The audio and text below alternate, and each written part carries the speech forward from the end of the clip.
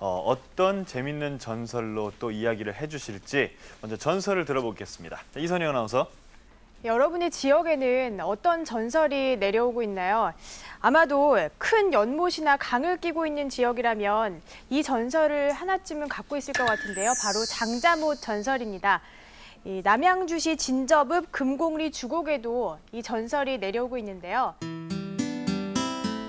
대표적인 전국 전설인 장자못 전설.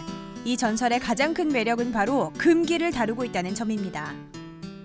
한 말이 뭐냐면 절대 뒤를 돌아서 보지 말고 나를 따라오시오. 그래 하도 궁금해서 그냥 이렇게 뒤를 돌다 보니까 그냥 벼락을 내리쳤다고 해. 그래 그때부터 벼락소가 됐어요.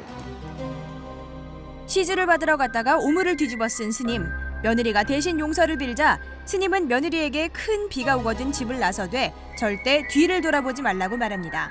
하지만 벼락에 놀라 뒤돌아본 며느리 그대로 돌이 됐다고 하네요. 이렇게 절대 뒤돌아보지 말라는 금기처럼 우리의 호기심을 자극하는 일도 없는데요. 호기심이 부른 재앙을 우리의 이야기꾼들이 어떻게 풀어냈을지 들어보겠습니다. 한석준 아나운서.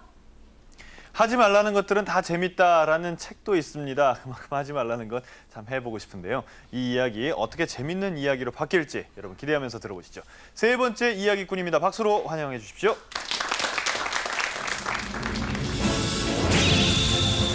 마지막 주인공은 권투 선수 출신 회사원 이상혁.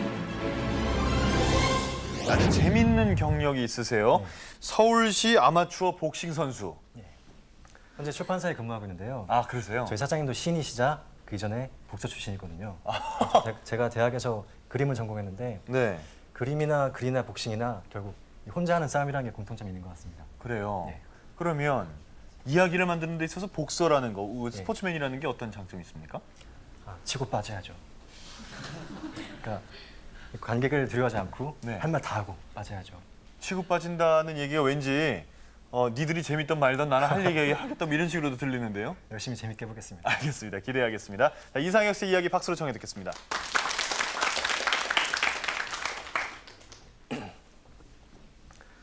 흔히들 부동산 재벌이라 하면은 건물 몇 채 거느리고 얼마에 상가 돌면서 월세나 받고 건들거리는 걸 생각하는데 우리의 김 씨 같은 경우는 그런 뱁새 같은 사람들하고 차원이 달랐습니다. 어느 정도느냐? 제가 거짓말을 조금만 보태서 그 재산 범위를 소개시켜드리겠습니다. 일단 땅 아래를 볼까요? 서울시에 있는 모든 지하철들이 하루 종일 바쁘게 왔다 갔다 해도 결국은 다 김 씨 땅 아래였습니다. 이런 거 가리켜서 부처님 손바닥 아니라고 하죠. 거대 부동산 재벌 김 씨. 그는 악명 높은 세금 미납자로 김 씨의 집 앞은 세금을 독촉하는 공무원들이 사시사철 문전성시를 이뤘다. 그리고 김 씨와는 도무지 어울리지 않는 아내가 있었으니 착하디 착한 최순자 여사였다. 그러던 어느 날 김 씨에게 특별한 손님이 찾아왔다. 머리를 짧게 깎고 검정 양복을 차려입은 세 남자. 그들은 자신들이 모시는 어르신을 위해 정치 자금을 헌납하라며 김 씨를 협박했다. 전 땅이고 돈이고 가진 게 하나도 없어요. 마누라에게 얹혀 사는 불쌍한 인생이라고요. 김 사장님 이거 섭섭합니다. 이러다가 어르신 세상에 오면 어디 맘 편히 누울 땅 한 편 보존하시겠습니까? 그러나 순순히 돈을 내놓을 김 씨가 아니었다. 그때 최순자 여사가 나타났다. 진짜 김 씨는 무일푼이라는 것. 그녀는 김 씨가 거짓말을 할 사람이 아니라며 남자들을 달랬다. 그런데 아뿔싸. 남자들이 모시는 어르신이 어떤 꼼수를 썼는지 몰라도 결국 가슴에 금배지를 달고야 말았다. 어르신은 곧 정치 보복에 피바람을 몰고 왔고 그것은 김 씨 역시 예외가 아니었다. 김 씨의 집 앞에 몰려든 높으신 공무원 양반들. 김 씨의 땅 문서를 챙기기 시작했다. 그리고 김 씨는 영문도 모른 채 그날로 구속이 됐다. 남편만 믿고 살던 최순자 여사. 그녀는 앞이 깜깜했다. 그 이후로 뉴스만 틀면 김 씨가 보였다. 서민의 피를 쪽쪽 빨아먹는 악질로 묘사되는 김 씨. 그러나 수사에 진전이 없자 김 씨는 어느덧 뉴스의 탑 메인 자리에서 물러나게 됐다. 그때야 비로소 김 씨의 면회가 허락이 됐다. 김 씨가 아내한테 이렇게 말합니다. 여보 다 틀린 것 같아. 나 이미 고백 다 했고 곧 구속영장 청구될 것 같으니까 얼마간 영치금이라도 쓰게 은행에서 돈 좀 찾아다 줘.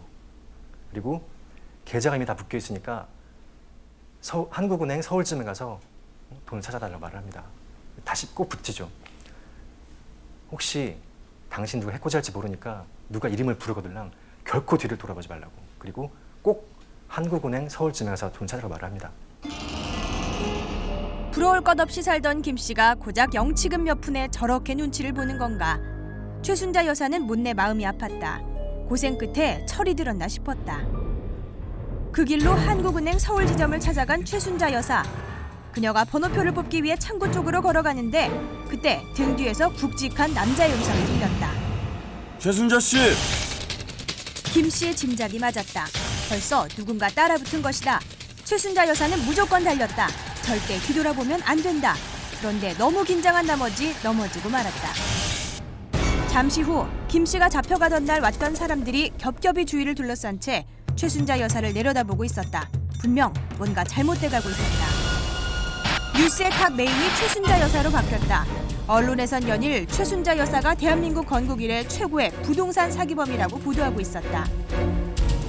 또한 압수되지 않은 비밀 차명 계좌를 이용해 해외로 도피 자금을 송금하려다 한국은행 서울지점 현장에서 덜미를 잡힌 것으로 소개되고 있었다. 최순자 여사를 주인공으로 한 특집 방송까지 편성이 됐다. 거기엔 어르신에게 정치 자금을 후원해달라며 김 씨의 집 앞을 찾아왔던 남자들의 증언이 이어졌다. 그리고 왜 어르신 졸개들인 덩치들이 증인으로 나오죠. 덩치 증인으로 나와서 마스크 모자이크 처리하고서 이렇게 말합니다. 모자이크입니다. 제가요 NGO 활동 때문에 모금하러 김 사장님 댁 간 적이 있었거든요. 그 NGO가 뭔지 다 아시죠? 그런데 그 최순자 여사가 김 사장님 가진 게 하나도 없고 다 자기 거라고 그러더라고요. 덩치 나와서 말합니다. 화분 뒤에 숨어서 음성 변조하죠. 화분에 숨었습니다. 제가 우리 큰형님하고 우리 실장님하고 모금 활동 갔었는데요. 그 악덕 사기꾼 최순자 그 여자가 그냥 다 자기 거라고 어찌다 돈 자랑을 하든지 전 이렇게 될 줄 알았습니다. 이런 식이었죠. 최순자 여사는 모든 걸 다 뒤집어 쓰고 결국 구속이 되었습니다. 전 남편이 시키는 대로 했을 뿐이에요. 그리고 얼마 후 어르신은 밝혀지지 않은 어느 재력가의 전폭적인 후원을 등에 업고 재선에서 승리했다. 사실 이 모든 것은 김 씨의 계략이었다. 어르신의 정치적인 보복으로 구속까지 된 김 씨. 하지만 그가 누군가? 대한민국 최고의 부동산 재벌 김 씨가 아니던가? 넉놓고 당할 그가 아니었다. 김 씨는 구속 당시 정치 자금을 헌납하지 않은 자신의 최대 실수를 깨닫고 급 반성하며 어르신과 모종의 협상을 감행한다. 우선 김 씨는 모든 재산의 명의를 친척들의 이름으로 돌려놓고 어르신은 언론과 금융기관의 서류 정리를 맡아 조용하고 치밀하게 일을 진행했다. 그리고 마침내 아무것도 모르는 최순자 여사에게 김 씨의 모든 죄를 완벽하게 뒤집어 씌운 것이다. 죽어도 몸 하나 늘 땅한 평 없다는 우리 김 씨는 딸이라고 해도 믿을 수 있는 띠동갑 처녀를 만나가지고 결혼했어요. 그리고 153평 빌라에서 신혼살림을 시작했습니다. 제 얘기는 여기까지입니다.